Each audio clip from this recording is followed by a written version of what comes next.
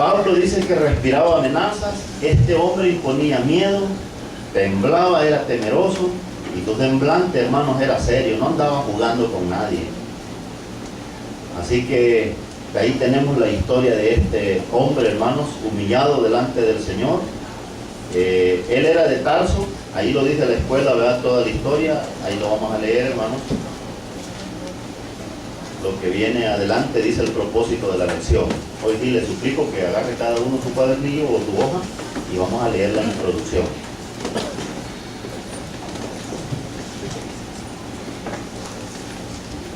¿Listos, hermanos? Muy bien. El propósito de la lección primero, ¿verdad? El propósito de la lección le voy a pedir a un hermano o hermana que me lo lea, y va a ser a mi hermana Lucía. Propósito, hermana Lucía.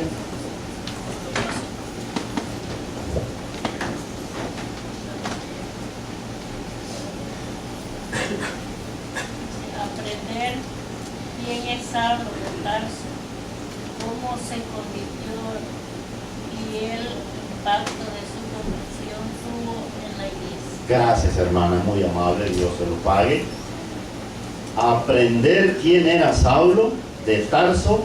Tarso era una ciudad de la provincia romana, ya lo sabemos, ahí lo dice en la escuela, y era el tercer centro más grande y universitario de aquellos tiempos, donde el que vivía ahí era una persona capacitada, estudiada, y Pablo nació en Tarso, hijo de padres hebreos que habían huido a este lugar de Tarso, y por ende, al haber nacido en Tarso, adquirió la ciudadanía romana. Y la ciudadanía romana es como la que ahora, todo mundo queremos ser ciudadanos de este país.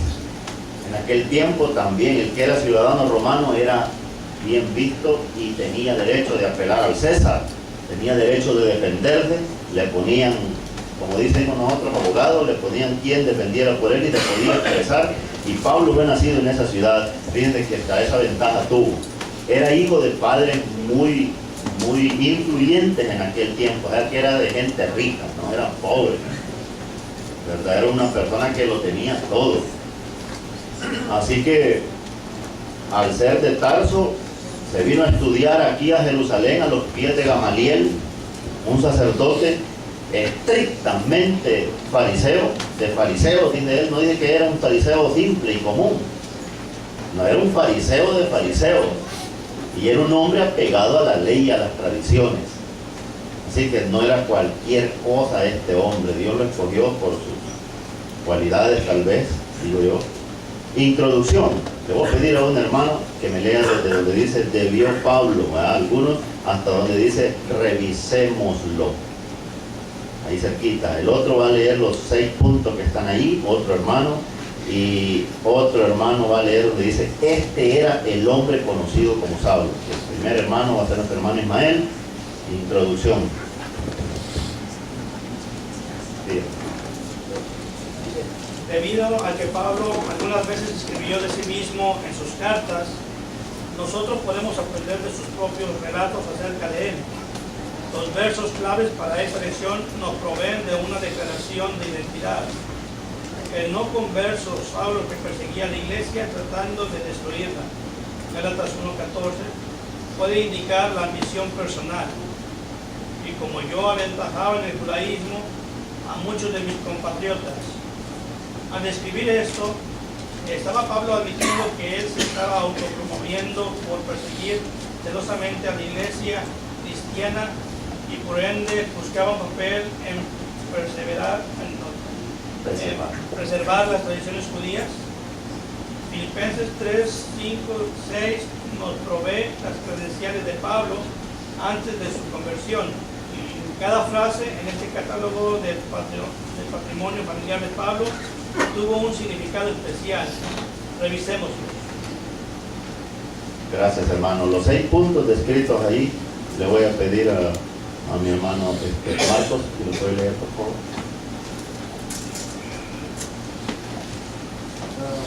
Circuncidado a la octavo día, como un hijo del pacto, Pablo fue tratado según las instrucciones del Antiguo Testamento de ese tiempo, del linaje de Israel. Él no era el prosélito de los gentiles, más bien disfrutó de los beneficios del pacto como un verdadero israelita. De la tribu de Benjamín, su tribu, la cual había proveído a Israel de su primer rey, había permanecido fiel justo con Judá a la casa real de David. Hebreo de hebreos. Pablo era de descendencia judía pura. Nació en Tarso, en Cilicia, una provincia romana al suroeste del Asia Menor. Pablo mantuvo su lengua aramea, la forma contemporánea de la lengua hebrea de ese tiempo. Fue educado en Jerusalén. En cuanto a la ley, fariseo.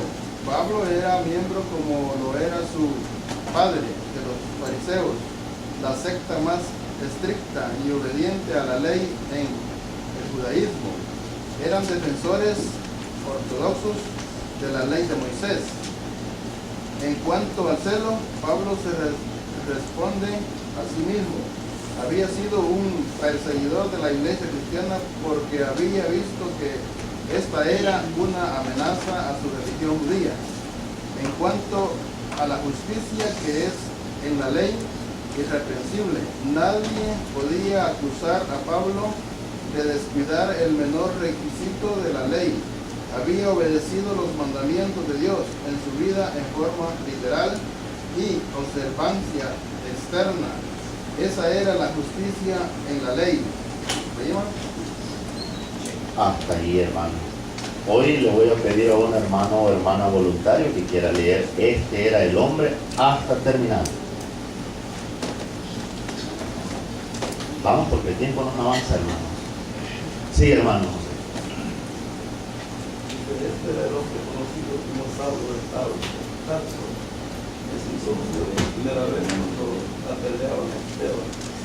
Saulo cuidaba la ropa de los que participaron en el apedreamiento.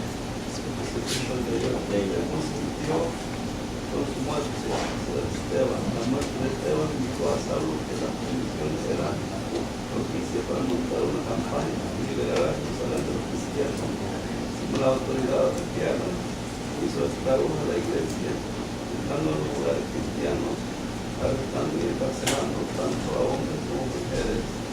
Después, cuando los cristianos comenzaron a huir de Jerusalén para escapar de la persecución de Pablo, este obtuvo autoridad para ir tras ellos. Muchos habían huido a Damasco.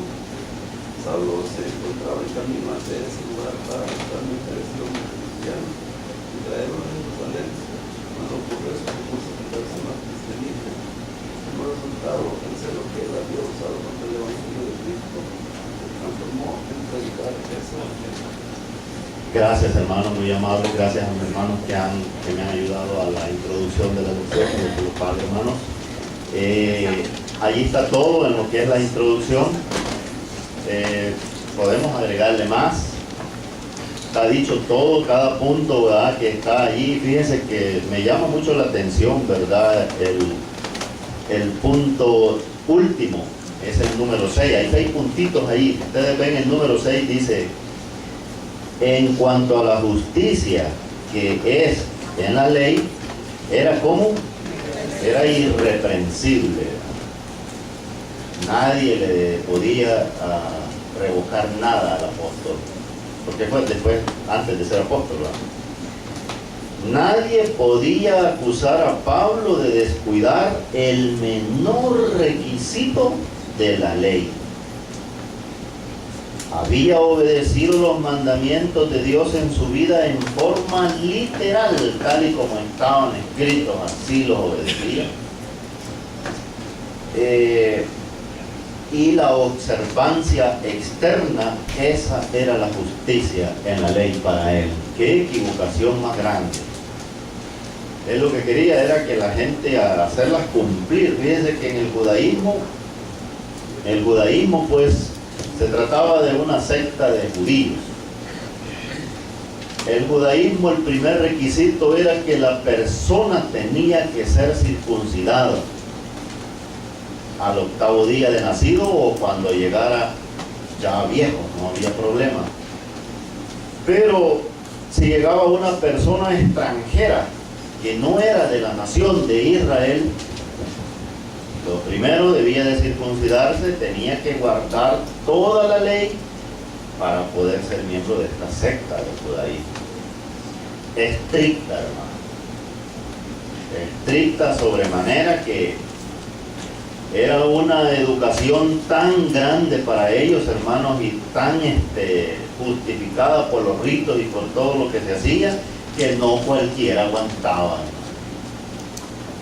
Es como cuando alguien, ¿verdad?, sea mujer o sea hombre, te mete a la Marina de los Estados Unidos o te mete, ¿verdad?, a lo que es lo militar y no se aguanta, hermano. Muchos se corren, otros se van, se desertan del ejército y no soportan lo que es los rudimentos que hay allí, ¿verdad? No está fácil ser un marino o ser un Navy, como dicen por ahí, ¿verdad? Requieren muchos requisitos y mucho aguante del cuerpo para soportar ¿verdad? Los rudimentos que allí se imponen. Entonces, era igual, casi parecido, aunque aquí era todo religioso. El que quería ser un prosélito del judaísmo, un seguidor del judaísmo, ahorita hay mucha gente siguiendo el judaísmo. Todavía no crean ustedes que eso ha quedado allá en el olvido, no. Muchos judíos practican el judaísmo hoy en día y quieren hacer seguidores. Incluso el que se convierte al judaísmo, le toman fotos y lo ponen en un libro, y aunque sea de otra nación. Tiene que hablar un poquito de hebreo, tiene que conocer algo de la nación de Israel y sus tradiciones, tiene que tener todo eso. No está fácil ahorita para hacerse judío. Y bueno, imagínense usted, en aquel tiempo era más peor todavía. Tenía que ser usted y guardar la ley. La ley, esa era la justicia de ellos, la ley tenía que guardarse. Podemos hablar mucho sobre esto, pero el tiempo no nos hace falta. Ahora quiero dar el chance para aquellos hermanos que quieren opinar algo, solamente sea breve con su comentario, específico, claro, que el Espíritu de Dios le ayude a dar un buen comentario y enriquecer esta clase. Así es que, hermanos, tienen la oportunidad de hablar si usted quiere agregar algo para esta lección, sea hermano o sea hermana. ¿Sí, hermano? Una pequeña observancia. Los puntos son 7 puntos. 7 son, ¿verdad? O si cierto, ¿dónde era el séptimo? No, no hay el sexto. Gracias, hermano Marcos. ¿Alguien más? Hermano Daniel. Yo no sé, dice el propósito de aprender quién era Pablo. Pablo, pues, en la escritura de un gran hombre que enseña mucho, ¿verdad? La humanidad entera, ¿verdad? Ha sido de gran enseñanza, ¿verdad? Y grandes cosas que ningún apóstol lo relata, ¿verdad? A él se le concedió relatarlas, porque fue algo especial, ¿verdad? El apóstol Pablo fue alguien que no fue enseñado por hombres, dice, ¿verdad? Sino que lo que él recibió, lo recibió el Señor, de Cristo Jesús. Así que vemos que es un apóstol bien especial, para todos, ¿verdad? Que es la raza humana, ¿verdad? Pero vemos que hay grandes cosas que él las dijo, ¿verdad? Por ejemplo, dijo, tratándose de pecadores, yo soy el primero, dijo, ¿verdad? O sea, que él se hacía, ¿verdad?, responsable. Y es algo que nosotros tenemos que ver en nuestra vida, ¿verdad? La responsabilidad, la sinceridad, la honestidad delante del Señor. Es algo que nos hace a nosotros, ¿verdad?, sentirnos humildes y sencillos y pedirle perdón al Señor, ¿verdad? Si nosotros vemos cuando, por ejemplo, en una corte, una persona tal vez es acusada y no se hace responsable, y hay evidencias que es responsable, entonces le aplican un castigo más grande todavía. En el Señor, si nosotros, hermanos, nos hacemos responsables, el apóstol nos da un ejemplo a nosotros, ¿verdad? Cómo procedió de una manera incorrecta, ¿verdad? pero él